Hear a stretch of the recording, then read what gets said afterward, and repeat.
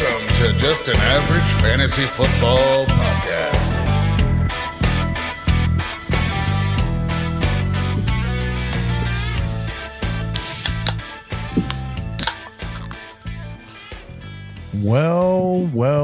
Welcome in to Just an Average Fantasy Football Podcast. I'm your host, Daniel Hayes, with Matt Baker. That's me. That was a crispy pop on that Colt 45 you're drinking over there. It was. You can find us at avgffpod.com. Go there. There's buttons to take you to our YouTube channel, Apple, Spotify, Podbeam. You can also listen. I don't know if I've mentioned that. I think I have once maybe before, but you can actually listen from our website now. If you get on the main page and scroll all the way down, there is a player there. You can just listen right from there. And has like our last, I think, 10 podcasts there. So yeah, just go there. If you don't want to go anywhere else, just go there and give us a listen. I would encourage you though to, if you are on Apple or Spotify or on YouTube, to go to these places and at least subscribe to us. I don't care where you listen, but I do like to see the subscription numbers go up. We do have a couple subscribers on the YouTube channel. I would give you a shout out, but it's either, well, one of them's Matt Baker. I'm going to give a shout out to Matt Baker, who subscribes. Yeah. But the other one, it won't let me see you. So I guess sometimes people make that private. I'm assuming that's the reason. I'm not very proficient. We were on Google trying to figure out how to see who our subscribers are. We followed all the rules and the directions, and it still was like, nah, you can't see who it is. So you don't need to know. We, hopefully we have a subscriber. So, oops, I meant to hit something. There it is. Yeah, we allegedly have at least one subscriber besides Matt Baker on our YouTube. So, but yeah, in all of that, we can see the numbers. That's really the only thing that on our end that we have. Well, not the only thing. I want to give a shout out to Jeremy, who sent me a message this morning on Facebook. Jeremy lives in Texas, and he's been listening to us for a minute, but he sent me a text and was telling me how much he agrees with my take on Mark Andrews, and sent me a screenshot of him listening to the podcast. So I do want to shout out that. But really, for most of the time, the only way that we have to know that we get any kind of interaction is just seeing numbers climb. So whether it's plays or subscribers or, whatever it might be, that's the only way we know, hey, there are people out there who are listening. So we do appreciate those of you who do that. And it really helps us if we see, the subscription numbers and whatnot go up. So anyway, I think that's about it on that front. So let's roll into some news.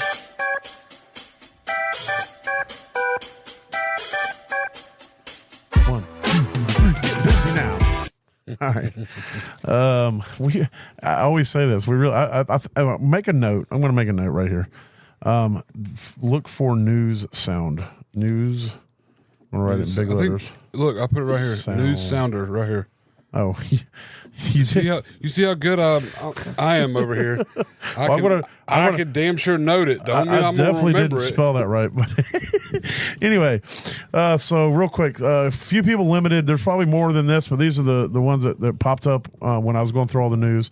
I never thought I'd care, but Ray McLeod was limited today with ankle. He's somebody I've had to use in a few flexes. And whatnot. Mike Evans, obviously a big name. He's limited with a knee, and Bijan limited with a hammy. So keep your eye on that. If you happen to listen to this before waivers and Tyler Allgeier's out there, you need to grab him immediately. I'm not saying that there's anything saying that Bijan's not going to play. I'm just saying just the prospect of it is scary. Well, that guy's like a starting back trapped behind a starting back right now. I mean, yeah, he broke 1,000 yards as a rookie, and then they're like, nah, we need a better back. Yeah, we need somebody that's so much better than this guy. Let's see. Aaron Rodgers went on the Pat McAfee show and said that his knee's swollen and he was banged up after the game. So we'll see what that means. I haven't got anything official from the team as far as him being limited or anything. Let's see. Devontae Adams came across the wire. He wants out. I kind of felt like this whenever, if you go back to not this past week, but the week before when the Raiders played the Panthers, and Alec Pierce came out, the coach, and said that, well, who's the receiver for the Colts? Alec Pierce. No, I'm talking about the head coach for the Raiders. He's also, last name's Pierce. But I forget. Anyway, I thought you were talking. I know what you thought. That's why. That's why I was like, no, he thinks I'm talking about the receiver. But anyway, Coach Pierce. Yeah, there you go. Coach Pierce came out and said, made the comment about business decisions and said that, he could definitely tell that players are making business decisions, so they were going to make business decisions. And since then, Davante Adams hasn't played, and he's been Antonio Pierce. There it is, and he has, been listed on the injuries and all that. But there's another interesting thing is apparently on X or Twitter, somebody tweeted that this could, whenever something about that game could be the last time you see Davante Adams in a Raiders uniform. And Antonio Pierce liked that tweet. Oh, well, there you go. So that's one way to tell what's going on around here. Yeah, and so there was some suggestion that part of what the business decisions are saying that people were making business decisions in that Panthers game was pointed towards Davante Adams. Of course, Antonio Pierce never came out and made that official, but that's what everybody was thinking. And so there's a thinking that he doesn't want him there anymore, and obviously maybe Davante Adams doesn't want to be there anymore. And so, well, I'm gonna make my bold prediction: Davante Adams will be a Chief before. Well, the Chiefs don't have the money, so I had to tell you that. There is unless the Raiders say that we'll get rid of him and we'll pay all his money, which I doubt. Yeah, I doubt that's very. So it's not that bad yet. Yeah, the Chiefs. That was what. There were a few other people saying the same thing, but based strictly off of the numbers, the Chiefs don't have enough salary cap to even take half of Davante's salary. But there is one suggestion about what the Chiefs could do, and that is Amari Cooper, because the Browns restructured Amari Cooper's salary for this year basically into his entire salary into his signing bonus, which is guaranteed money, which means they have to pay it. Browns are good about that. They are good about that. We're always going to pay you up front, yes, and not worry about getting anything out of you. It doesn't matter. And so, but that makes it easy to trade because he's dirt cheap. Mark Cooper is dirt cheap. So there is some speculation that maybe the Chiefs would go after Amari Cooper, being that team is a sinking ship because when you let a predator drive your boat, it's generally gonna. It's going to go down whether you want it to or not. So correct. But yeah, so he's back to Davante. He is requesting a trade. So there are some saying that maybe the Jets should go after Davante Adams since they don't have a true number one up there, because everybody's saying that Garrett Wilson's not a true number one, and Mike Williams, and they just got nobody there that can. Yeah. And so there's some speculation about that too. But things are going to get a little interesting with these top end wide receivers, unless there's some serious relationship repairing in Vegas. I don't think Adams plays there anymore, so we'll see how that goes. Let's see. Will Levis is still going to be the starter according to his head coach, and Tyler Huntley is slated to start again this week as well. So the good news is we don't have another game where they play each other. Those two teams play each other where neither quarterback breaks 100 yards passing. Man. So let's see. Eckler likely back for week 5 from his concussion. McBride is still in the protocol as well, but the coach said he's looking good. So, we'll see whether he's able to make it back this week. And let's see. I think that's all I really got. You got any other news that you got? Only other one. Did you say Jonathan Taylor? No, I did not. Yeah, Jonathan Taylor is questionable, dealing with some ankle. It is a mild high ankle sprain. Yeah, so it would surprise me if he plays this week. With even if it's a mild high ankle, a regular high ankle is generally 4 to 6 weeks. So I would think a mild would be 1 to 2 weeks. Yeah, so, a little time off. But we'll see. For running backs anyway. All right. Well, from there, let's see. Let's see. Never mind. I thought I had news, but it was people rejecting my trade. Well, So. I will say my smash for this last week, a little yeah. to toast well, the roast. well, that's right. We're going to go to the Monday review, so let's go ahead and do that. So I did say Tony Pollard was my smash running back, and also honorable mention Aaron Jones, and neither one of them would have killed you. They both got you around 17 points. Tony Pollard got 17.8 points in the game last night. He looked decent. Tajay Spears looked good. It's that Miami offense. They bleed points to the running back. It was a good guess. So and the other side of that is the Titans couldn't get anything going in the passing game. Levis goes down, and then Mason Rudolph comes out there, and he's Duty Brown Town as well. And so they were just like, we're just going to keep running the ball until they stop us. And Miami was like, hey, don't worry, we can't stop you. Yeah, we that is not in our game plan at all. Even when we know for a fact that you're going to run the ball, we still can't stop you. We're still not going to stop you. But but you can stop us. Because Devon Achane, I heard something interesting today. They were talking about, is Achane toast? And it's like, maybe he's not as good as we thought. And the guy said the thing about Achane is Achane's not built to run through people. Yeah. He's not. That's not what he's about. He depends on you having to respect the deep pass so that when he gets the ball in short, in space around the line of scrimmage, he can make a couple guys miss. But when he gets the ball and there's four guys looking at him, he's not going to. He can't get nowhere. Yeah. And so like to have him as a running back on a team, whether they're stacking 9 in the box. Yeah, when you're stacking 9 in the box, Achane's not going to be very successful. That's not his game. Yeah. And so until they figure out some sort of passing game, it's not going to be good on either side, or it's not going to be good on any offensive, whatever for the Dolphins. Yeah. Because they have those speed demons that get down the field who keep the defense honest, and right now the defense is like, we don't care. Let them run. Let them run. They can run. They're just going to be tired. Yeah, I mean, Tyreek just smoked the whole secondary, and freaking Huntley overthrew him by 8 yards, and then before that, he underthrew him by 8 yards. So it's like they're like, well, even if he gets biased, then they're not going to get the balls. Yeah, there's still some chemistry stuff to work out and get stuff situated. Yeah, so also with Tua, so he is symptom free. And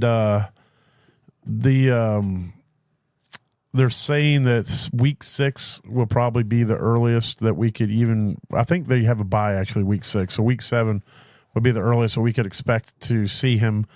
But we just have to go, because sometimes people will be symptom free and then they'll practice and then they'll have symptoms again. So that's where it's at with him currently, and apparently he is the greatest quarterback of all time, because he leads and we all were like, man, Tua is like hit or miss in this offense, but he is light years beyond anybody else they got. Anything else they got. Yeah, exactly. It is absolutely atrocious. I do think Huntley will get it together, hopefully. But as it looks right now, Miami is it's not too good. Not too good. So, but yeah, so the Monday night review. So there's one game, speaking of, the Dolphins, that game was trash. There wasn't a lot there for anything. I don't know if there was any real fantasy value found. Not on the Dolphins side. Yeah. And just, you're talking about the running backs on the, yeah, Pollard had a good on Tennessee side. Pollard had a good game. I mean, he got you about 17, 18 points. Spears had a decent game, had 39 yards, 2 receptions, and a touchdown. I mean, right. So he got you another 12 points for a backup back. I don't need to be in this league with this. Receivers, not so much. You and Hanky Panky or something? Yeah. You definitely don't want to look at that. So I was like, dang, Huntley didn't have that bad a game. Then I realized I'm in the wrong one, a league that has weird scoring. Anyway. Yeah. So, it was abysmal, but the game itself was you didn't want to watch any of it. It was terrible. The Titans put up 31, and you think, wow, they must have had a good offensive show, and it was like, nah, not even at all. Yeah. But outside of Miami, it was Miami's defense that won the game for Tennessee, letting them run all over them. I mean, 2 rushing touchdowns scored, one by Spears, one by Pollard, who are neither one are elite backs in my opinion. So Right. No. and God, no. they're putting up, They're both backups at best. and they're Exactly. starting. So and they scored 14 of the 31 points. So Yeah. I mean, there you go. All right. The other game was amazing. It was the highest scoring game so far this season. It was awesome to see it go back and forth. Jared Goff was absolutely on it. 18 for 18, 292 yards, 2 touchdowns. He even caught a touchdown from Amon-Ra St. Brown on a cool little lateral and then passed to the quarterback. Gino, he fought as hard as he could. He has 38 for 56 for 395 yards, almost 400 yards passing. A touchdown, 5 carries for 38 yards. So he did what he had to do. And then Kenneth Walker, that dude was 12 carries, 80 yards, 3 touchdowns. He even caught 4 balls, which isn't really his thing. And he was absolutely eaten. Zach Charbonnet, I had him as a don't, but again, it was more about if he was the starter against this tough Detroit defense. So, it is what it is. I mean, he was still okay, so I'll eat that. We'll give a... Yeah. but I had I want to go back and check this. I never did check this. The Tennessee defense. Hey, they scored 10 points, so that was my defensive streamer for the week last week. Yeah. Take what I can get. But anyway, so back to this other game. So Kenneth Walker was the man out there. Gibbs and Montgomery were both amazing. They're both currently running back ones on the season. I want to say they're like 6 and 7, if I'm not mistaken. Gibbs and Montgomery. Yeah, it sounds. Yeah, it's awesome. And then DK was awesome. Just missed a touchdown. We thought it was in, but he was down at the 1. Jackson Smith and Jigba. I mean, this offense, the way that this offense runs, this spread it out, this high passing volume. It's able to feed multiple targets, as you can see, especially in these high scoring games. Jackson Smith and Jigba was viable. Tyler Lockett was viable. Even Bobo in extreme was. Nobody had him, obviously, but if you're playing him in DFS, he didn't kill you because he didn't cost you anything. He caught 3 balls, for 30 yards. And then on the other side, Amon-Ra St. Brown was great. That touchdown by Jameson Williams, that was just he showed you right then what he's capable of. He caught that thing in stride and he was gone. And then since when did they start penalizing you for slam dunking the goalpost? I don't know. That happened last year too. Did it? Like that? Who was it? Is that considered using a prop? I guess I don't know. So Somebody did it last year and they penalized them as well, but I don't know. I think all that came from Zeke and jumping in the Salvation Army. And all that whole celebration. Yeah, but it's like, but who cares though? Like, nobody cares. It's ridiculous. Yeah, it's the only people that care are the stupid NFL. Nobody cares. I don't care if he leaps into the crowd, runs up, grabs 3 beers, chugs them, does a hip thrust in a fan's face, and then jumps back on the field. I don't care. They would 100% fine him. If they're going to find Derek Carr for doing a Michael Jackson spinoff and grabbing his balls in the end zone, they're going to find someone for hip thrusting at a fan. 100%. Not the beers. The beers are fine. That's perfectly legal. But I thought it was funny that Derek Carr got fined $14,000 for his it was worth Michael it. Jackson celebration. But he should have done it twice. Since that celebration though, he's been kind of trash. So he has. It's because he's like, dude, I can't be good anymore now, guys. I'm going to spend money.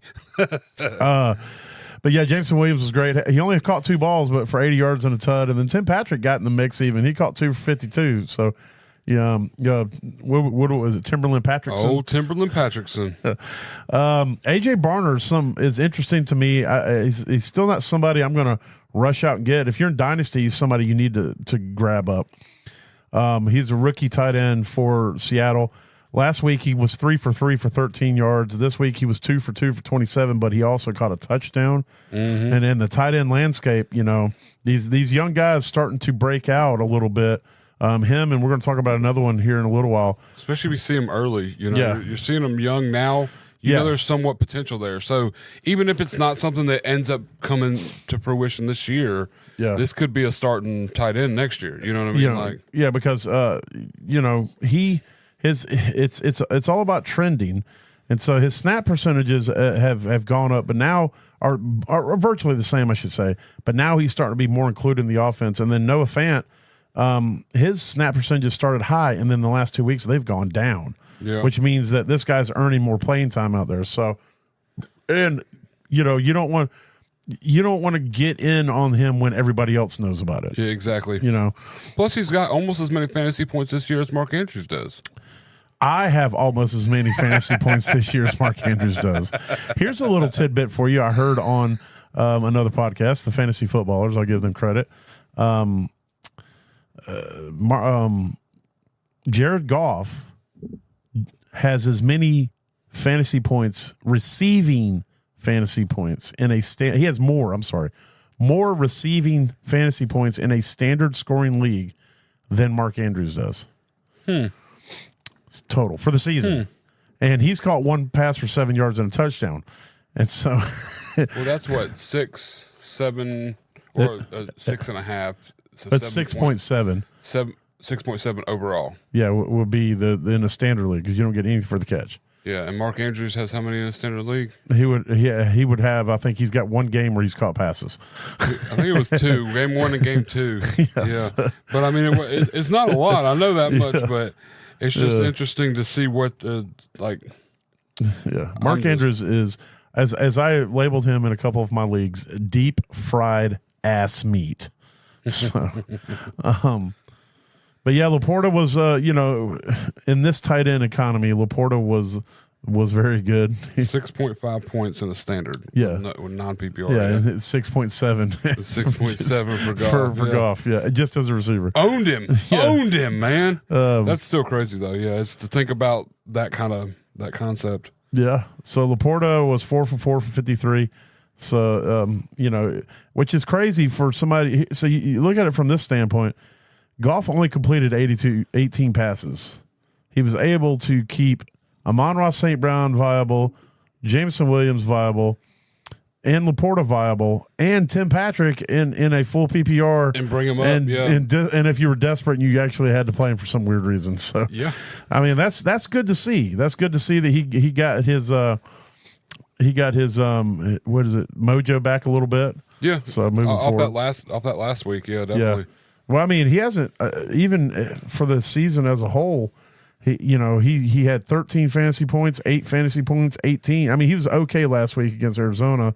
Ultimately, it still wasn't a great game. Yeah. But now he's back. He's like, all right, 31 fantasy points. So he was on one for sure. Yeah, definitely. All right. Well, that's the Monday night review. There, that's what I'm looking for. Yeah. Words are hard sometimes. So review. From there, we're going to go into key games of the week. So we'll kick it off with the Thursday night game. It is the 3-1 Buccaneers versus the 2-2 Falcons.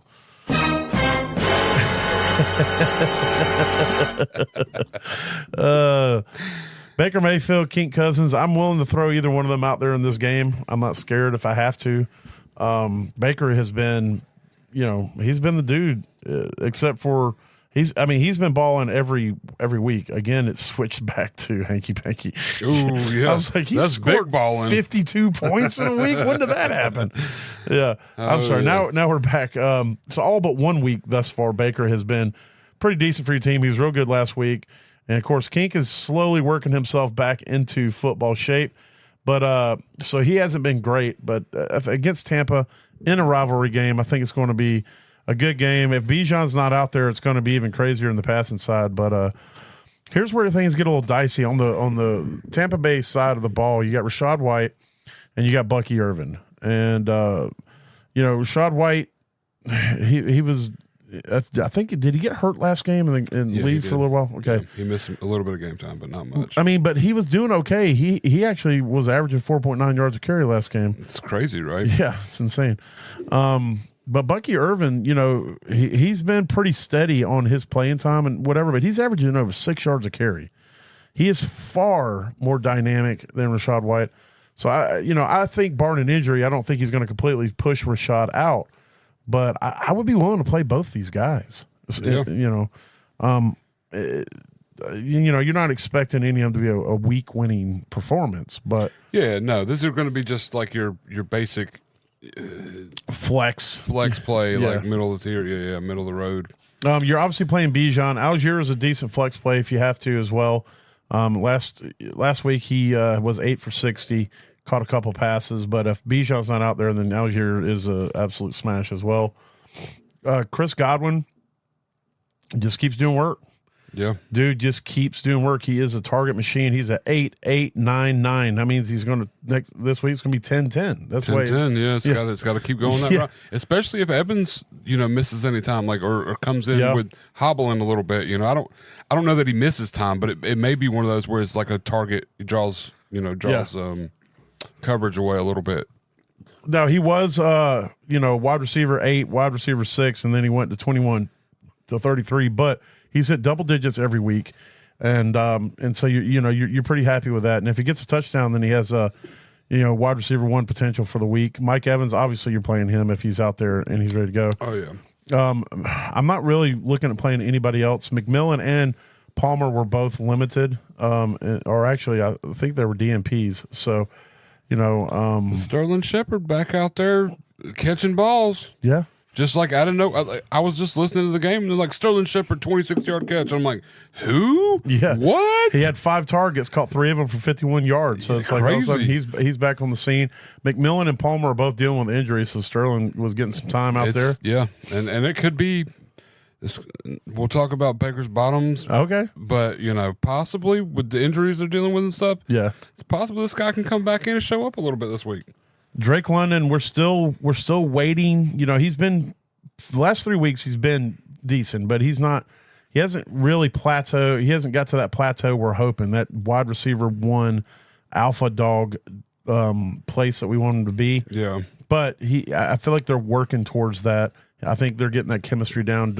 Darnell Mooney has been, we talked a lot about it before the season started. Last week it was a little bit of a down week, but it was also against a tough New Orleans defense. He did have 6 targets, but he only caught 3 of them. But, he's been a solid wide receiver, high end 2, low end 3 for the most part since week 2. And I think that's only going to get better as this offense grows. And then, Ray, we talked a little bit, he had 7 targets last week, caught 6 of them. None of them, he's not getting a ton of yards. No. But he's getting a ton of volume. And in a full PPR, he is definitely a good flex play if you need one. Truth. I don't want nothing to do with Kyle Pitts, man. I am so over Kyle Pitts. It's not even funny. It's like all tight ends this year are disappointing in some bench or another. Laporta hasn't done much. Kelsey hasn't. I mean, this week Kelsey has a decent week, but took 4 weeks before we finally started really seeing Mark Andrews off the maps. I mean, there's nobody that's like outside of Goddard.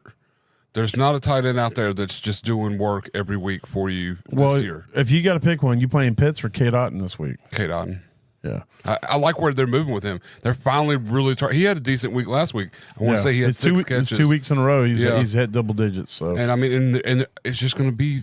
I don't want to miss that week when he gets the 2 touchdowns. It's going to come up. He's going to have 2 touchdowns in a week, and if you don't have him in your lineup when he puts up 35, you're going to regret it. Yeah. Just saying. All right, the next game I want to talk about is the 2-2 Jets at the 4-0 rolling Minnesota Vikings. Aaron Rodgers, dealing with the knee and what he's got going on, and Sam Darnold. We'll talk more about Darnold later. If I can play somebody better, I'll probably fade in both of these guys, to be honest with you. I know Darnold has been money, and people are going to be like, why wouldn't you want to play Darnold this week? He's literally been good for you every week. Jets, probably. The Jets defense is pretty stout. And so I'd play Geno over Darnold this week. I play Baker, but we'll talk more about that in a minute. Aaron Rodgers, I just don't, until I can see more consistency out of him, I just really don't want to play him. He's had 1 good game. Well, I guess you'd say maybe 2, one decent, 1 good game so far this season. But outside of that, and Minnesota's defense also very good. So, I mean, how do you feel about the quarterback situation? I'm fading Rodgers unless I just have to play him. I mean, if he's all I got, but there's probably 16 other quarterbacks I'd play before I would. It's too. It doesn't even. Would you rather play Rodgers against Minnesota or Andy Dalton versus the Bears? Yep. Andy Dalton versus the Bears. Okay. I don't. Aaron Rodgers threw 42 times this last game, which is a huge number of times, and only didn't get any touchdowns. Yeah, he didn't throw any picks, but 255 yards on Yeah. 42 attempts. He should. I don't know. There should have been at least a touchdown or two in there. And Yeah. It just didn't look good. Their team is still not right. There's something off there. Oh yeah, and it doesn't. Him doesn't and the look wide good. receivers are not on the same page right now. Exactly. But I would play Darnold in this game, and only because I think it's going to be another one of those sneaky games. I mean, he came out against the 49ers and just showed up and showed out, and they got a tough defense as well. Yeah. So But the thing about, I mean, we're going to talk about it in a minute, because he's on my don'ts, foreshadow. Oh, okay. But, the thing is that if you go back and look at the passes in both the 49ers and even last week, he got lucky on a couple passes that should have been intercepted. Mm-hmm. And if those are interceptions, it's a whole different ball game. And the Jets defense are a defense that generally don't make those kind of mistakes. So he's going up against the toughest defense he's faced. And if he makes those stupid mistakes, the Jets defense are going to make him pay. Yeah. And, so I think that, and, there's also this revenge narrative. So is he going to be pressing when he's got to play his old team? Because they're the one that drafted him. Are those where the ghosts came from? Yeah. Yeah. Yeah. And really so, maybe he just saw Aaron Rodgers the whole time. Old man Rodgers out there. That was the ghost. I'm playing Aaron Jones. You're playing Brees, obviously. Oh, yeah. Brees did have a down week last week, but, he's been basically money before that. Braylon Allen is cutting into his share a bit for sure. Mm-hmm. But, he's so efficient. I mean, yeah. Brees don't need a lot to do a lot. Ty Chandler is, he's just a cuff you're going to have on your roster. But he's not anybody I'm throwing in. Yeah, no, he's not doing near as much as I thought he was going to do. No. Behind Aaron Jones. Aaron Jones just. I expected Aaron Jones not to be as much of a bell cow as he's being either. Him and Kamara are both like drinking from the fountain of youth. I think there's something going on there that they're just. Last week, Aaron Jones played 82% of the snaps. Yeah, I know, and he was active out there the whole time, Yeah. blocking it. I mean, everything. He was. Yeah. He's the man, myth, legend. He's putting it out, putting up. Garrett Wilson's the only wide receiver on the Jets side of the ball I'm willing to put in the lineup. Everybody else is a dart throw that I don't want to make. Yeah.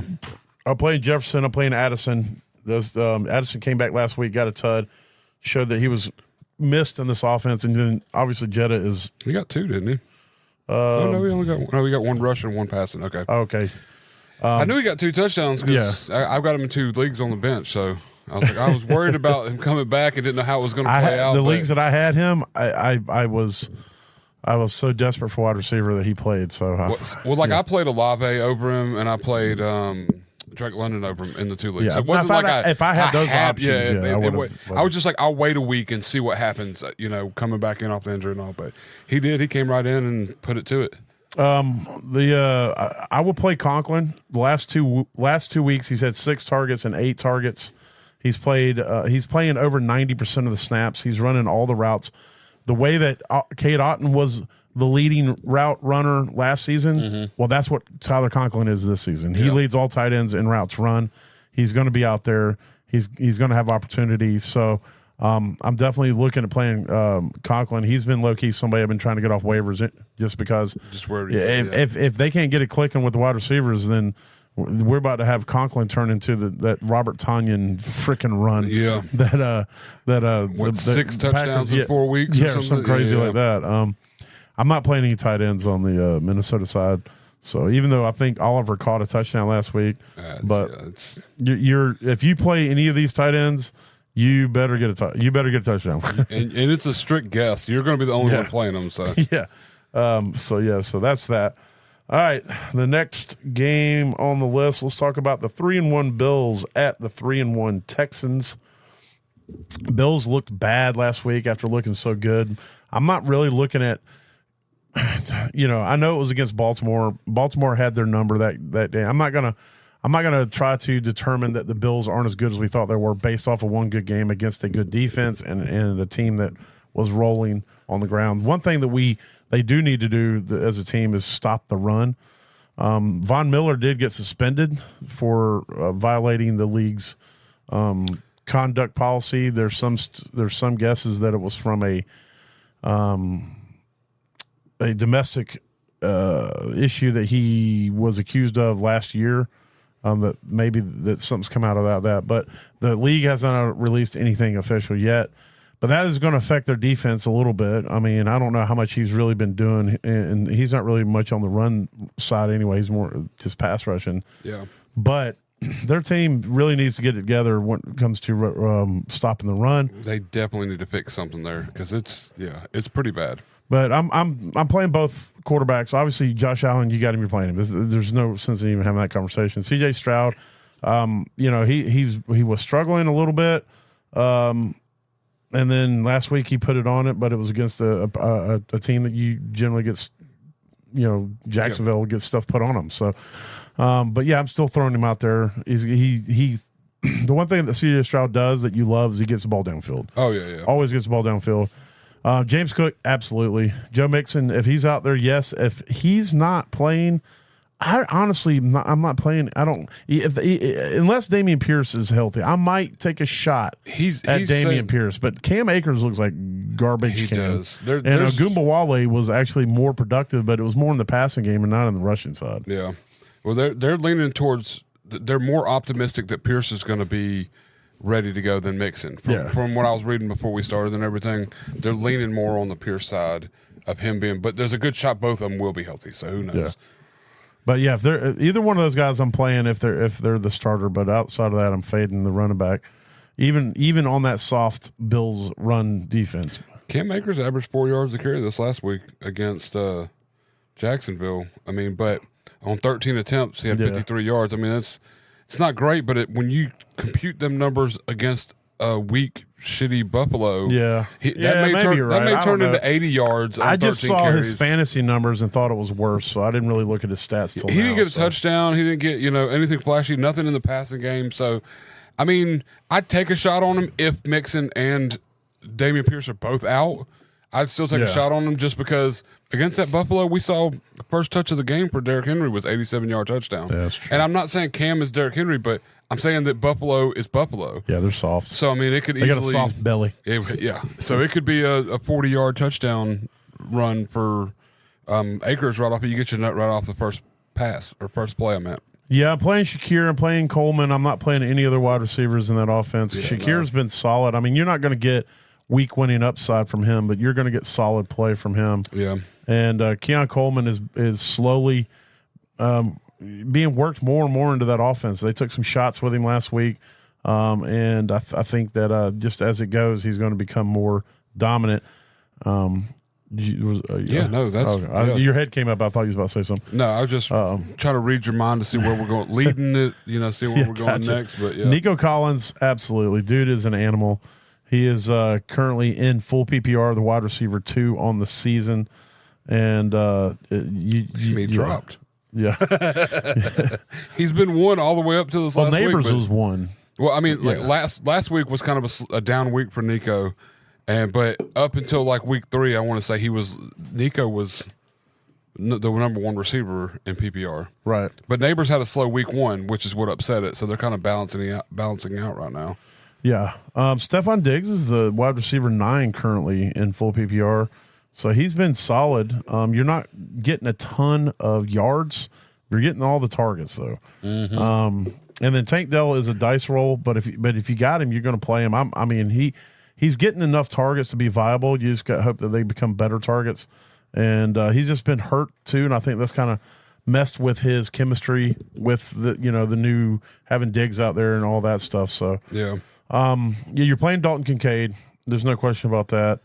How do you feel about playing Schultz? I mean, I know it's a piss poor tight end landscape currently, but it's not like he's been dominating. He's been getting okay targets, but not doing much with it. Not doing a lot with it. Yeah, no, I'm not. I mean, him or Pitts? I don't know. Safer floor, I'd probably go with Schultz. I play Schultz over Mark Andrews. Oh, well, yeah, no doubt. No doubt. That's because Schultz I'd play Pitts over Mark Andrews at this Schultz point. gets targets. I'd play Eric All over Mark Andrews. We're going to be talking about Eric I'd play All. Isaiah Likely over Mark Andrews. Who's their third string tight end that got? Who's that guy? I'd play him over Mark Andrews at this point. He's getting more targets. Next game I want to talk about is the 1-3 Browns at the 3-1 Commanders. We already know I'm not playing Watson, but if I didn't, if you're willing to play Watson in your fantasy, then yes, you play him against Washington. Even though how bad he's Washington's been, the worst, the worst against stopping a quarterback from scoring points. Yeah, So. Jaden Daniels, dude's money. He's been absolutely awesome this year, and he has revitalized McLaurin. He's revitalized that team, and he's been a breath of fresh air for that. And he's had every game's been a good game but one. Jerome Ford, Nick Chubb's not going to play. I know they got him projected at 4.61, but he's been practiced. Yeah, he's been activated, but they have 21 days till they have to decide either A, he goes back on IR, or B, he goes onto the roster and starts playing. So he's 21 days until he is an official piece of this roster, and I would be absolutely floored if he plays this week. So I would not expect that. Jerome Ford is you play him. Brian Robinson's been spectacular this year. Yes, he's definitely been money. In a full PPR, he is the running back 14 currently. So yeah, he's obviously playing for you. Eckler, if he's out there, I'm willing to play him. I mean, he's been really solid as a flex play. He's had double digits in a full PPR every week. And so yeah, I'm definitely willing to play him. And I'll be honest with you, if he doesn't play, I'll play McNichols based off of how they utilized him last week. Yeah. I'd feel comfortable with having to throw him in a flex if I absolutely have to. I mean, there's definitely better plays out there if you got to play McNichols, but if you're in a bind, you got to running back injuries and bye weeks and whatnot coming up. Which don't let me forget the bye weeks. We got some big bye weeks this week. I mean, there's a you got lot the of Eagles, you got out. the Lions, you got Tennessee. This fly just showed up. This is pester the shit out of us. Yeah. But yeah, we'll look that up for sure. You go ahead and look that up while I run through these wide receivers. I'm playing Amari Cooper. I'm fading the rest of these guys for the Browns. I mean, Jerry Jeudy. Well, actually, now that I look at it, I'm playing Jerry Jeudy too. I haven't really been paying enough attention to what Jerry Judy's currently doing for the Browns. He's been getting a pretty fair amount of targets, and he's not getting a crazy amount of yards or fantasy points, but he's hitting double digits for the most part every week in full PPR. So, yeah, I play Jeudy and Cooper. McLaurin, but the rest of those wide receivers, McCaffrey, Brown, both Browns, I'm probably fading all of them. Yeah, it's hit or miss. It's spot or miss with them. Did you figure out who's got buys this week? Yeah. It's Detroit Lions, Los Angeles Chargers. That's the one we didn't call. Philadelphia Eagles and Tennessee Titans. Okay. So a lot of big names. Yeah, a lot of big names, especially with the Lions and the Eagles. That's a big chunk of a lot of fantasy players there. Oh yeah. If Njoku gets out there, I'm playing him. Otherwise, no tight ends on Cleveland side. And then Zach Ertz has been solid. I mean, you're not getting a ton of upside, but I mean, he's hitting 8 to 10 points every week. So yeah, he's definitely in your lineups, and you feel pretty good about that. It's in this tight end world that we live in. All right, let's see. Let's go ahead and head on over and talk about the Sunday night game. The Cowboys. The 2-2 Cowboys at the 3-1 Steelers, and it's going to be an interesting game.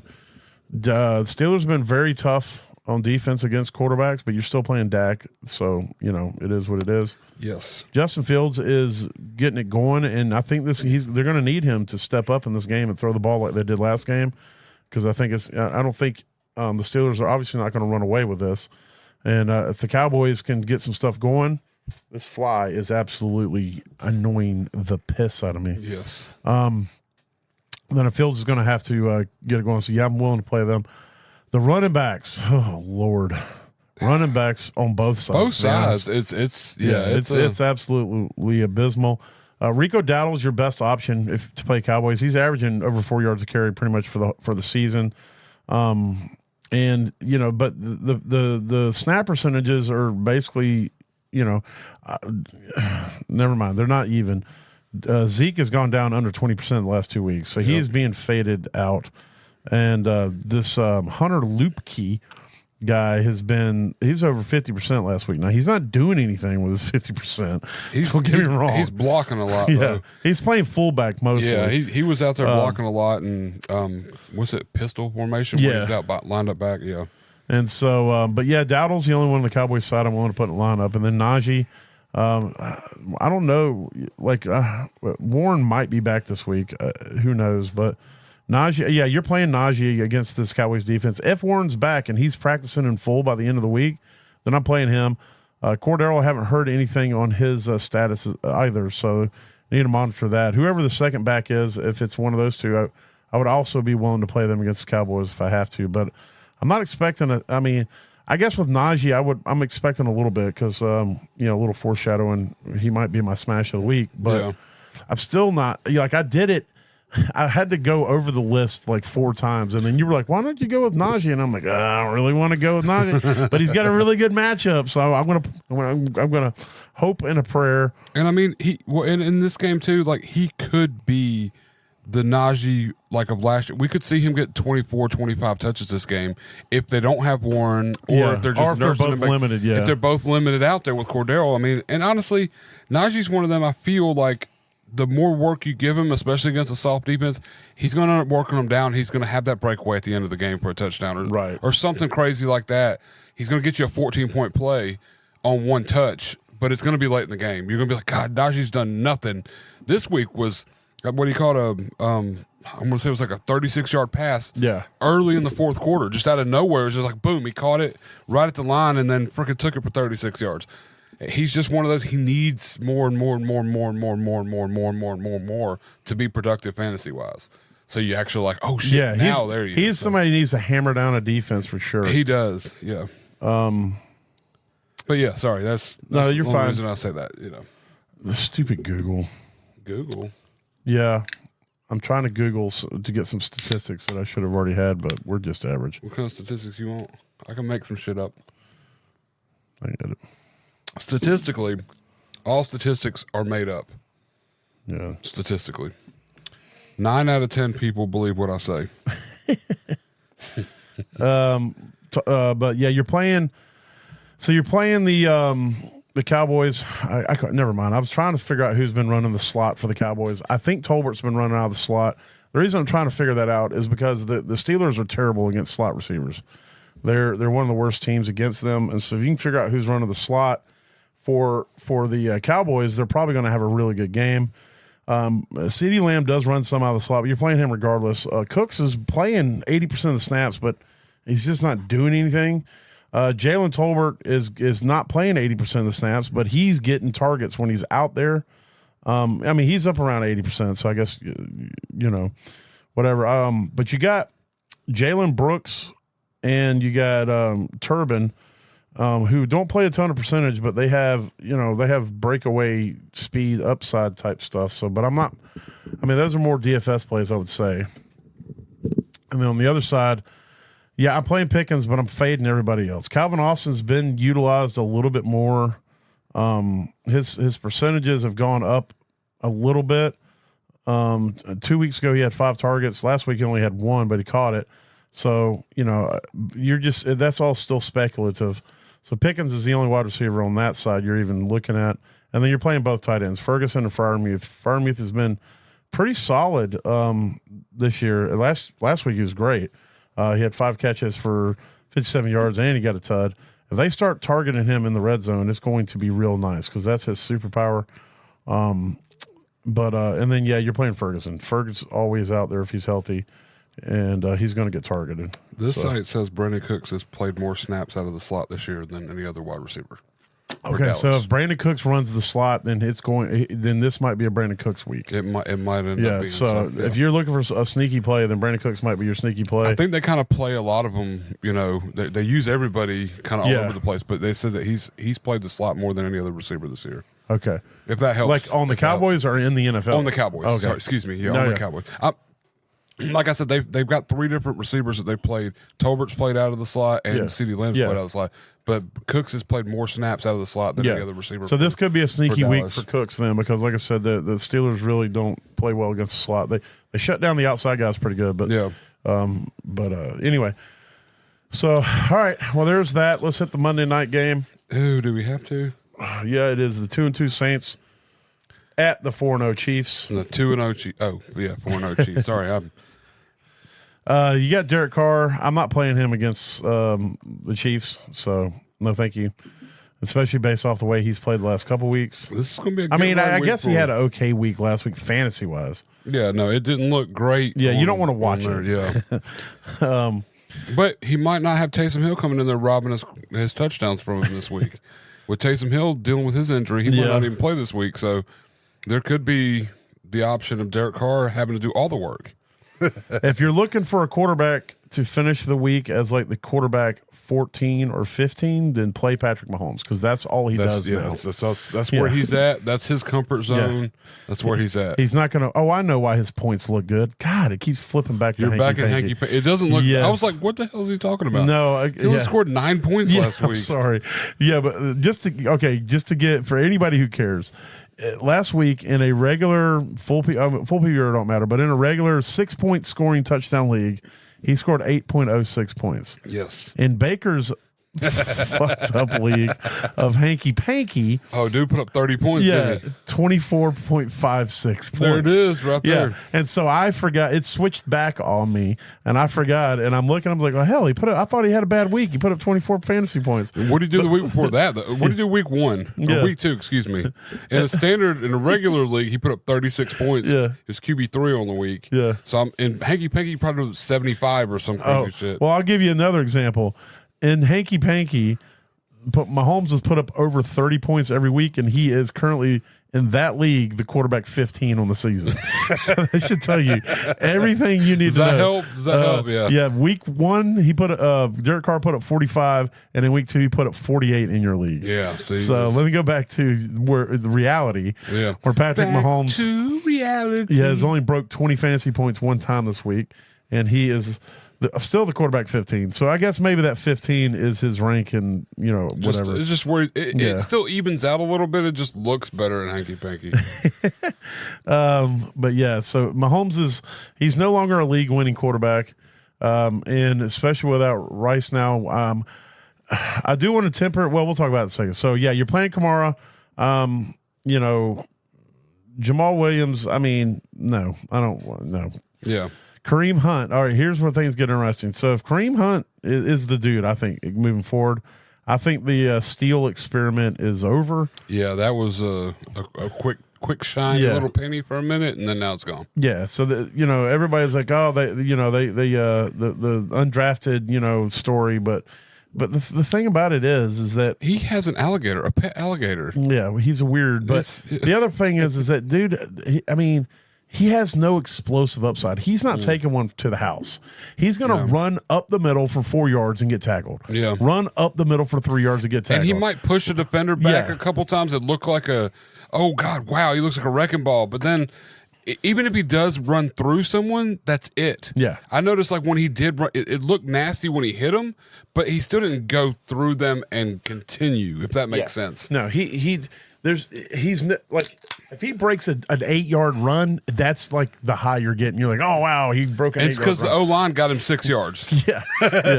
And so he's fine if you want to bring him in, the spell. But I think Kareem Hunt's going to be the guy. CEH, I don't know how he's going to fit into this if he comes back this week, so we'll have to see. But Hunt's the only one I really want to play. Piron if I'm desperate. Desperate, yeah. You're playing Olave, you're playing Shaheed, and you're not playing any other wide receiver for the Saints. No. Xavier Worthy, yeah, you're playing him. Don't. I'm not saying don't play him. I'm just saying you need to temper your expectations because Xavier Worthy is not a over the middle, short yardage type receiver. He's not built that way. That's not what he's going to be.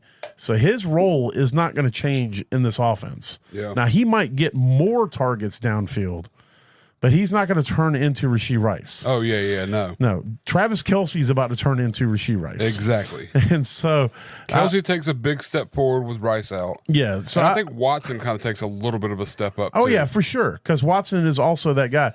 But, I people are like, man, Xavier Worthy to the moon. And I'm just saying he's not going to all of a sudden start get 8 and 9 targets like Rashee Rice did. Exactly. He's still going to be that down the field guy. And And the biggest thing is we just need him to continue to take the top off that defense. Juju might start getting included more in this offense as well.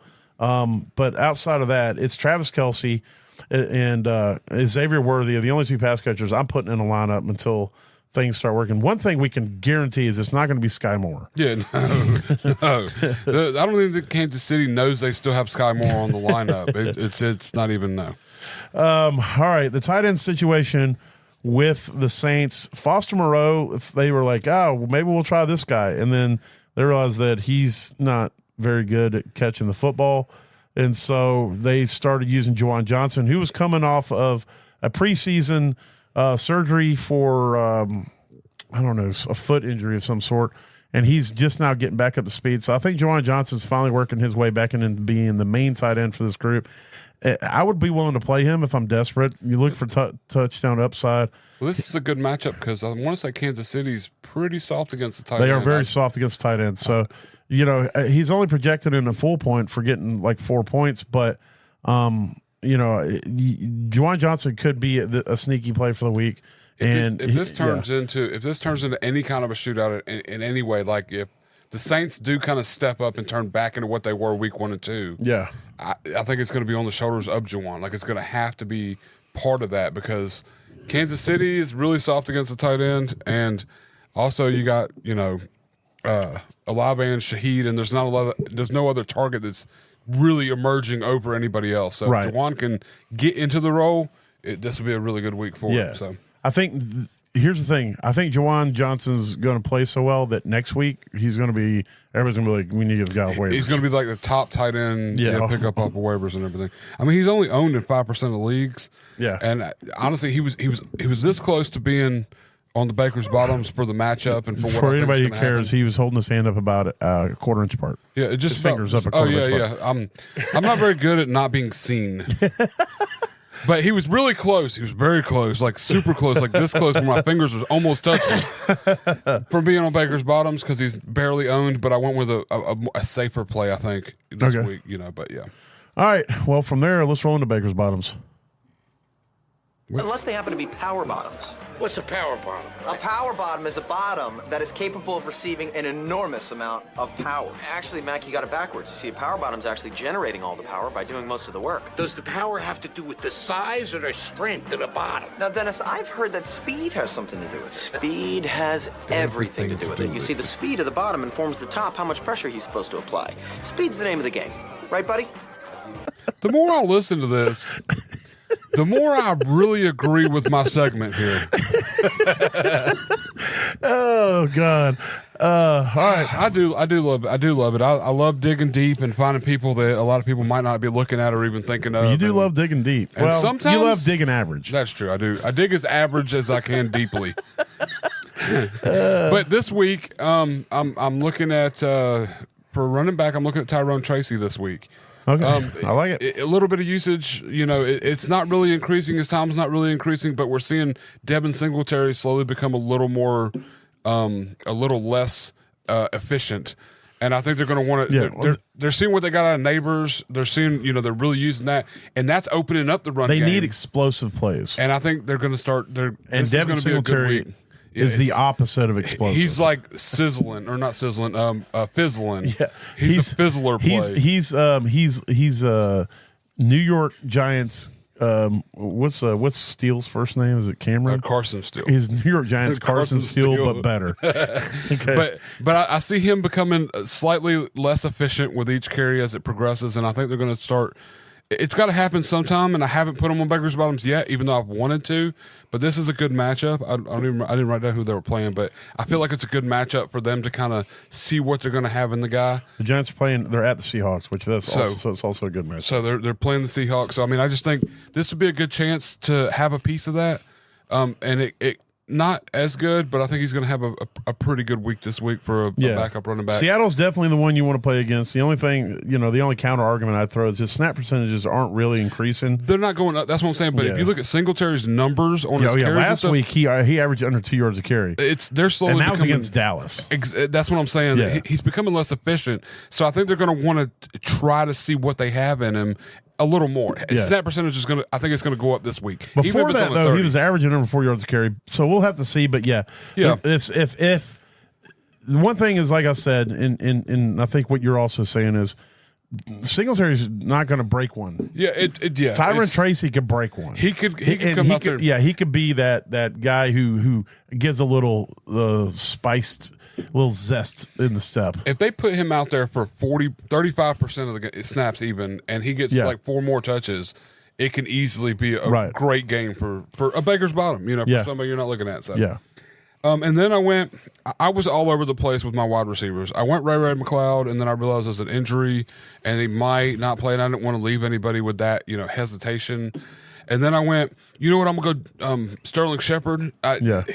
This dude, he was involved this year. There's a lot of injury there. He's still healthy. There's a chance he's going to see more snaps and could be a larger part of that. But I was like, I just went, I'm going to go safe. Justin Watson for the Kansas City. Yeah. With Rashid Rice going down. We saw last year when there was some injuries in the receiver, Watson kind of showed up for 3 or 4 or 5 weeks. Right. In that middle of the season. So they do trust him. They do use him. We yelled at him on weeks and after week after week on like, who the hell is this guy? Why is this? Why is he getting targets? He's literally owned in 0% of leagues. So he is everywhere on your waiver. And if you're bye week desperation, injury desperation, if you had Rashid Rice and you had Devonta Smith or AJ Brown or something, and now you're really hurting because you got a bye week and you got the go grab this guy. I don't think he's going to let you down. I feel like he's going to get you 10, 12 points. It's not going to be flashy. It's not going to be pretty. He might not get a touchdown, but he'll have 5 targets and 49, 50 yards somewhere in there. And I mean, he's right now. They got him listed as getting 8 fantasy points. But here's the thing: in a full PPR, well, no, this is not a full PPR. Hold on. I really need to just switch leagues. It'd probably be the best thing. I should have done that a second ago.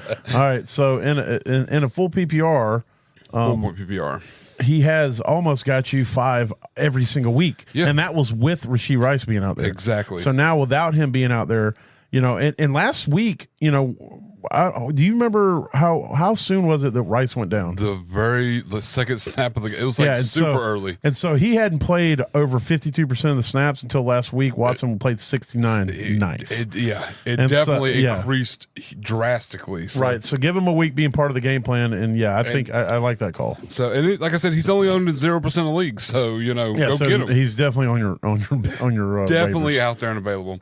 And then, of course, I try to do running back, wide receiver, tight end. For tight end this week, I was going to go Juwan Johnson because I really like the matchup, and I think it's going to come through. But I went a little safer. I'm going Tucker Kraft, owned in 8% of leagues. That's and a good call. Jordan Love come out there and just own the game, even coming off the injury. And it took him to the second half of the game to really get involved. But Tucker Kraft was a big part of that. On the pulling the coverage on the side, blocking everything, he was all over the field. I like his involvement. It's going to do. He was almost my smash of the week. Yeah, that would be awesome to have another one of a smash in Baker's bottom. But yeah, no, I've got Tucker Kraft as my Baker's bottom tight end this week. I like it. All right, well, go ahead and give them all out one more time. You got Tyrone Tracy. Owned in 10% of leagues, running back. Justin Watson, owned in 0% of leagues. And Tucker Kraft, owned in 8% of leagues. Nice. All right, let's hit Daniel's don'ts. No, God! No, God, please, no! No! No! No! I love The Office. All right, well, my bottoms are based a lot on who they're playing against. And I'm either going to get cooked this week or I'm going to look like a genius. So my first one is Sam Darnold at the Jets. Like I just got a ton of respect for that Jets defense. I kind of alluded to it earlier. Darnold's been playing great. I don't want to take anything away from him. He is absolutely balling out there. He is doing what he's got to do. And he's got great receivers. He's got a great system, a great game plan. And I think they're going to win this game. So, I don't think he's going to go out there. When I say don't play Darnold, I think he's probably going to be able to get you 14, 15 fantasy points. But if you have a better option of somebody who's got upside, like I would play Geno over him this week. I would play Baker Mayfield over him this week because I think they have. I would be tempted to play Daniel Jones over him this week just because of the matchups. Yeah, But Darnold against the Jets is just scary to me. And if I can play somebody else now in the league, I have him and I have Herbert, and I've got to decide which one I'm going to play. I have him, Herbert, and Goff. Well, but you it's can't in a play super Herbert. close. Oh, he's on a bye. Herbert's on a bye, and you can't play golf. Shit, I need Golf's to go. on a bye. So I guess I'm playing Darnold. You're going to have to play Darnold. Never mind. I'm glad we can work that out here live on air. I haven't got that far on my list of leagues. Man, that's going to suck. That means they're going to have to play somebody completely off the wall because there's no quarterbacks left in that league. Oh, so you're going to have to go somebody tight end running back or hopefully it's a tight end premium. It's one of those. It's one of those leagues or running back leagues. It's one of those leagues with a broken scoring. Yeah, you might want to grab you a good running back and put him in your flex. But otherwise, I'm trying to fade Darnold, and again, this isn't because I think he's going to go out there and get 9. I just think that there's better options in that streaming tier that you could you can get more points out of, because it wouldn't surprise me if Darnold has one of those 1 touchdown 3 pick games this week. Back to reality. No, I don't even think it's that back to reality. I just think the Jets, like I said, he's made mistakes. Darnold's made mistakes. If you go back and watch his passes, he's throwing stupid balls straight to defenders, and they just didn't catch them. Yeah. And so the Jets are a very opportunistic, very disciplined defense, and I think that they will make him pay for those mistakes if he has them again. And, that's just – and if that happens, then that's going to change the course of everything. So, yeah. Oh, yeah. And then my other don't is Zach Moss at Baltimore. There's 2 factors for wanting to fade Zach Moss. Number 1, Baltimore. They're very tough against the run. And 2 is Chase Brown. Chase Brown is far more dynamic, far more explosive. Zach Moss is basically Cincinnati Devin Singletary, but worse. And so I've been waiting on the usage to go up. Or not Zach Moss, Chase Brown. Chase Brown usage. To go up. So every week it's been almost last 3 weeks. So week 2 is 80%, week 3 is 76%. Last week it was 60%. Now look. Zach Moss still had a good game, but it's also against the Panthers. But his efficiency went down. He went from, he's hit or miss on his efficiency as far as running the ball. He does get some pass catching work. But Chase Brown, 33, 20, 24, then and all of a sudden 40%. 40% last week. He was 15 for 80. He ran for 2 touchdowns. And so, it's one of those where he is in an off, he was a big reason they won against the Panthers. We were holding our breath. I've been holding my breath since week 1 of this year for when they realized that Chase Brown is their guy. Well, because you faded Zach Moss is in this league that I'm looking at. You have him because you faded, and he's like your starting running back every week so far. He has been, and he's not like he's killed me every week until this week. And then this week, everybody even my other running back that I faded, Justice Hill on my bench, scored huge points. Did you get a win finally this week? I did. Nice. I think I scored the highest in the league. Just about. I was like 2 points less or something like that. It was crazy. But insane week. So that's the biggest reason I'm fading Zach Moss is Chase Brown. I would actually play Chase Brown over Zach Moss personally. That's how much I believe that Chase Brown, because 2 reasons: he's being involved more, and he can take it to the house anywhere on the field from the 1 yard line from his own 1 to all the way at the other goal line. He can take it in there. He's that dynamic, that explosive. And I think they're finally understanding that if they want to get to where they want to be as a team, they're going to need explosive plays all over the field, and he can do that, especially with an offensive line that is hit or miss. Yeah. And then my last one, and this, I kind of mailed it in. I'm gonna admit, I was looking. I didn't really like any of the wide receiver matchups to fade somebody. I didn't really like any of the tight end matchups to fade somebody. And so I've all Vegas running backs. Just stay the fuck away from them. Stay away from Madison. Stay away from Zamir White. Play Chase Brown. Play Justice Hill. I don't care. Just about any. I play Tyler Algier as a backup over whoever's the quote starter for Vegas. But the Vegas running attack is absolutely atrocious. And it's gonna get worse, in my opinion, if they trade Devontae Adams. or if he doesn't play, because he's not playing. I would be in. The only way I think Devontae Adams plays is if him and Antonio Pierce have a coming to Jesus talk, and it all turns around. But if in the current climate, there's 0% chance Devontae Adams plays. So you take away that huge weapon on the offense for downfield or any kind of outside of the line play, and now all of a sudden every defense is going to be sitting up there waiting on you to run the ball. Exactly. I mean, so it's gonna get even worse. I think Alexander Madison's pass catching may improve a little bit. Like he may get more targets. If I had to play one, it's Madison for sure. Just because of the pass catching. Yeah, but last week he only got one target, and so. But here's the thing: last week he had 6 fantasy points. Zamir White ran the ball 17 times. He ran it 17 times. He scored 3 whole fucking fantasy points. I'm telling you, White is not the dude. He's not the guy. I traded a second round dynasty rookie pick before the season started for this guy, and it was one of the worst trades I've ever made. Well, they ran Trey Tucker out of the backfield one time, and he got a 3-yard touchdown. So yeah. I hopefully I keep hoping that Dylan Laube or whatever they call him starts getting involved. He's the rookie. He's been hurt, so he's the guy I think ultimately is going to take this backfield. But it's going to be weeks before that happens for sure. Yeah.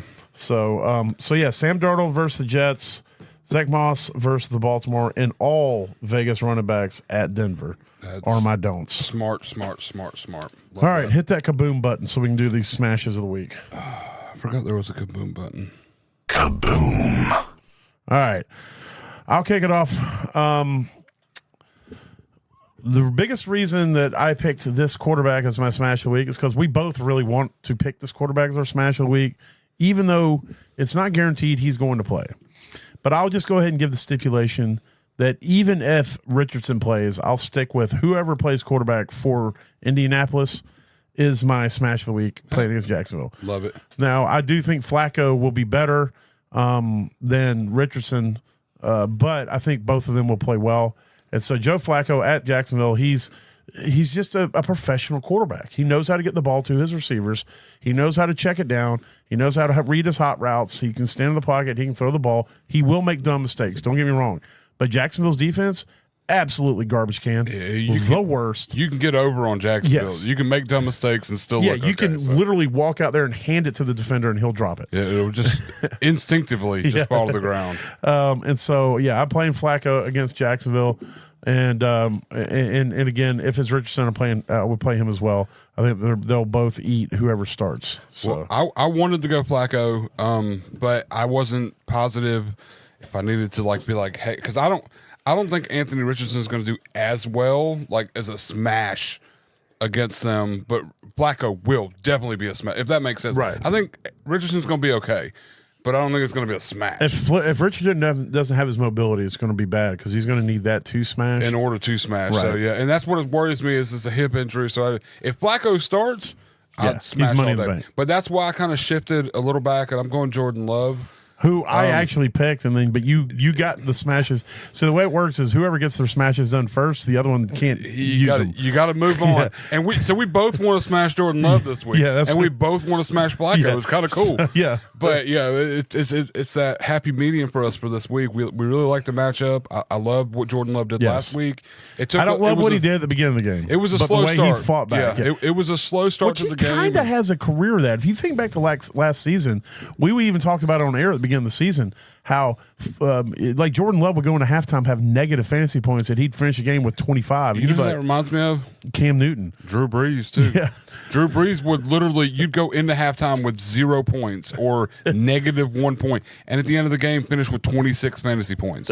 He'd throw 3 touchdowns in the last 30 minutes of the game and 2 picks in the first 30 minutes of the game. So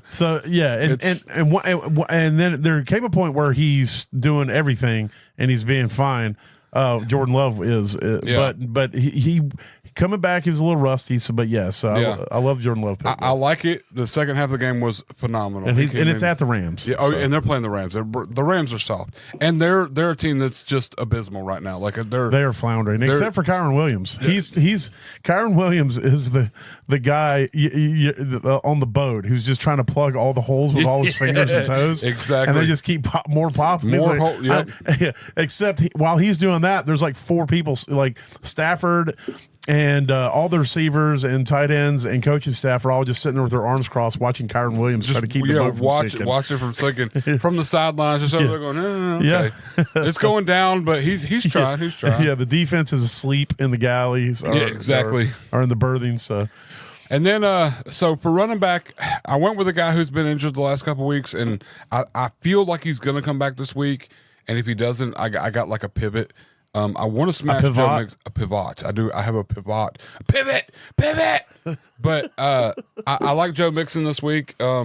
I really want to smash Joe Mixon. I think he's going to have. I wanted to smash Joe Mixon as well. Then I was like, I don't know if he's going to play. So, but then I saw that you had him, so I was like, well, it doesn't matter. You can move away from it. Yeah. But I also got like as a little pivot. I'm going Ramondre Stevenson. Yeah. I don't like Ramondre Stevenson, but against soft defenses, he looks like a lead back in this league. Yeah. And they're playing a soft defense this week. Yes. And so I know that he can have open opportunity.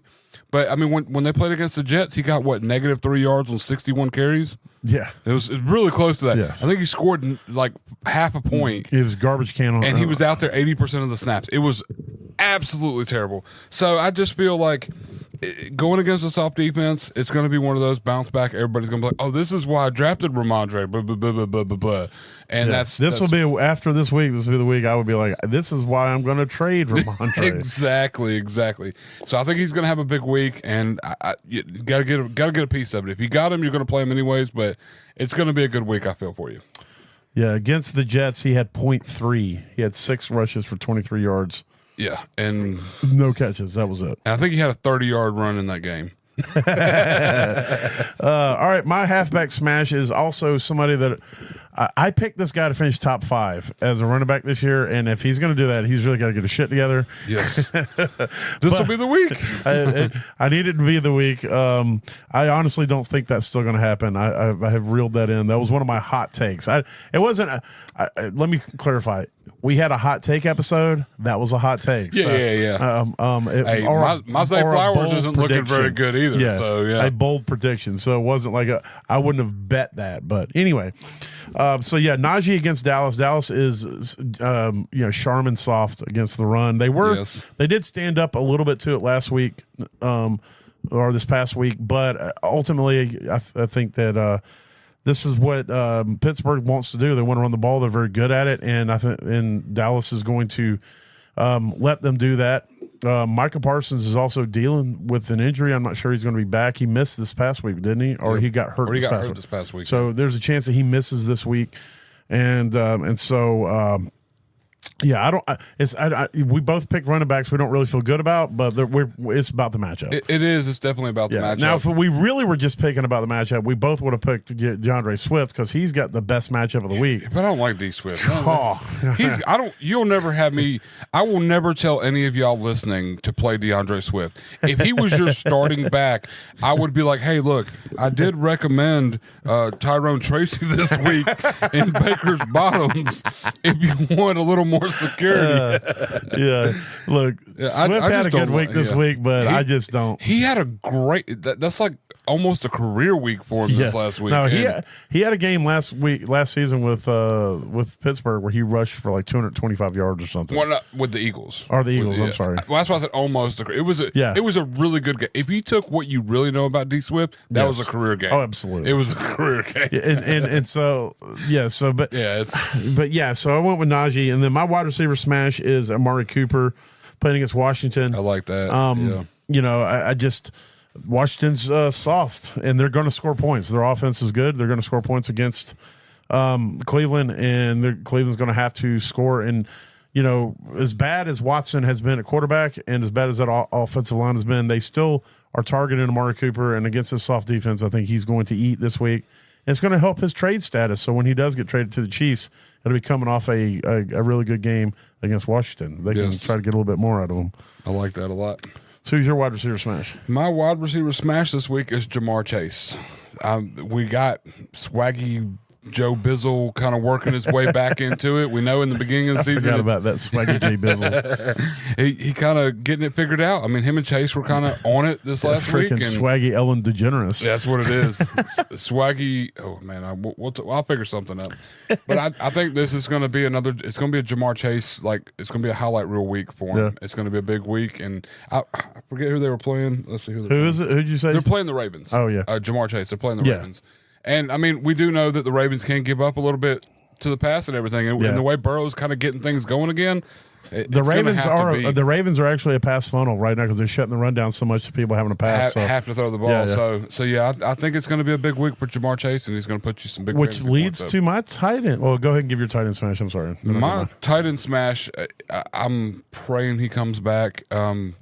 And if he doesn't, I'll pivot or I'll still stick with it. I mean, I can't go too far wrong. If he scores 0, that's still better than Mark Andrews. So, Evan Ingram this next week, it's all looking like he's going to try to come back. He's trying to get out there, and hopefully it does come up. And that's a big piece that I think the Jaguars are missing.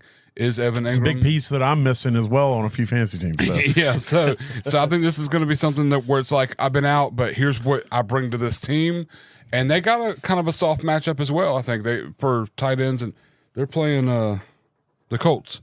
Playing against the Colts, who I think are pretty allowing. Yeah, they're to butter tight ends. soft. They're butter soft against everything. Everything. So, I mean, it's going to be a great matchup. It's going to be a great high-scoring week, I think, for Evan Ingram if he gets out there and plays this week. All right, I dug deep. I went for a Baker Bottom-esque reach at tight end, but Eric All is my tight end smash of the week versus Baltimore. Love that. I think Gesicki's finally becoming the Gesicki that always fades away that he has with every team he's ever played with. You'll get flashes where he's good, and then all of a sudden he goes away. And for whatever reason that happens, whether it's because he can't block and they don't want him on the field anymore, or whatever the reason he may be. But Eric All is a rookie, but he has. Oh, good Lord! I should have just done that, Mike. That's all right. I was looking at my phone, and this like belching right in the microphone. Gesicki only played 33% of the snaps last week. He played 50% the week before. So he's, I think that they're slowly working him out. And Eric All played 60% of the snaps last week. He's had 3 straight weeks of having 4 targets and catching all 4 of them. I think a touchdown's right around the corner for him. And I think in 2 or 3 weeks, he's going to be one of the hottest sought after tight ends in the league. I feel this in my gut. It's like something you can see on the horizon, and you're like, this is about to happen. Yeah, get him where you can. 2 weeks ago, I'm going to tell you right now. 2 weeks ago, after his first game in dynasties, I went in every league that he was available, and I went and snatched him up immediately. Yeah, and there was only a few that he was available in because in dynasty it's always a wasteland on waivers. And then last week, after he did it again, I went in every one of my redrafts that he was available and I had roster space. I went and snatched him up because he could. I'm not going to say he's going to be a league winning tight end. Don't get me wrong. I'm not getting crazy. He's not going to turn into last year's Laporta, but he, by the end of this season, could be a top 8 tight end. Yeah. And that's in today's world of tight ends, that might be a league winning esque. That's if I can get a guy that's going to average me 8 to 10 every week, which he's been doing the last 3 weeks, then I'm pretty damn happy. And and against this Baltimore pass funnel, and they are like the 4th or 5th worst team against tight ends currently in the NFL in points allowed. It's just, to me, I think this could be a week where all of a sudden he's on everybody's radar. He could finish this week as a top 3 tight end on the week. Yeah. And everybody's like, who the hell is this Eric All guy? I just want to get it out there that you heard it here first. And I have been on this guy. I even drafted him in some rookie leagues just because he went to Cincinnati and he's out of Iowa. So, he's out of tight end U. He was injured all last season, so that he was he was kind of off the radar in the draft because he was coming off an injury and nobody really knew much about him. But he was a very solid tight end at Iowa before he got hurt, and we know what those Iowa tight ends could do. So Eric All versus Baltimore is my tight end smash of the week. Nice. I like that. So, all right. Recap it. Yeah, my quarterback is Joe Flacco or Anthony Richardson against at Jacksonville. Najee Harris versus Dallas. Amari Cooper is my wide receiver smash at Washington. And Eric All versus Baltimore is my tight end smash. I am smashing Jordan Love versus the Rams this week. Joe Mixon, as long as he's healthy and playing, but if not, Ramondre. I don't really want to smash Ramondre, but I like the matchup. Jamar Chase against the Ravens, against the Ravens, going to have a big game. And Evan Ingram versus the Colts, as long as he comes back. Couple injuries and stuff, so. Kaboom. There it is. Our smashes of the week. All right. Well, that's getting ready for week 5. I hope you guys have a good week out there. We will most likely be here at the end of the week for DFS. Last week we did not do a DFS show. The hurricane blowing through messed up scheduling, and then work got kind of tied in to things and stuff, and it just became something that was in order to make it happen, it just wasn't feasible for either one of us to do that. So we just decided to put it off, and do apologize for that. But good news is that I crapped the bed on all my DFS last week, so any advice you got from me would have been terrible, most likely. And mine was even worse than that. So the bed he crapped in, I crapped in and rolled around before I gave my advice. So now here's the thing: I didn't do any research. I did my lineups last minute, which you should never do. I just threw mine together. We weren't doing the podcast. I was like, fuck it. Yeah, I didn't throw it out there. Now, when we do the podcast, I sit down, I look up stuff, I get some stuff about what games and what players. It was Sunday morning. And I was just like, whatever. I was a little bit hungover, and I was like, whatever. I'm just going to throw these lineups out here. And man, I shouldn't have done that. So yeah, me neither. My bankroll, I'm below what my initial bankroll was. Oh yeah, a little bit, not much. Well, luckily I was didn't almost play. double my bankroll. Luckily, I didn't play anywhere except 2 our down game, weeks. So. I'm under it, so I'm gonna have to really lock in this week. So. Reel it in a little bit. Try to just place a few safety. Yes, safety sometimes when I look at that bankroll and the number's a little high, I start playing those just 30, you start 50, getting into it, $75 matchups because of the bigger payouts. Mm-hmm. The problem is that if I lose a $3 payout, oh well. Yeah. If I win a $3 payout, then maybe I get 30, $18 or $20 or but when I lose a $75 payout, then it's like, oh, son of a, or a $75 pay in match. Exactly. But anyway, we're going to try to get barring any biolabs burning down or hurricanes blowing through. Tell me about things, all that. Things of that nature. So but until then, I hope you guys have a good week out there, because if anything we say or do helps you get to that average place in your league, that means we did our job. Because when you finish average, that means you didn't finish last. Correct. And we hope you guys do good out there, and we'll talk to you the next time we talk to you. Later. Holla.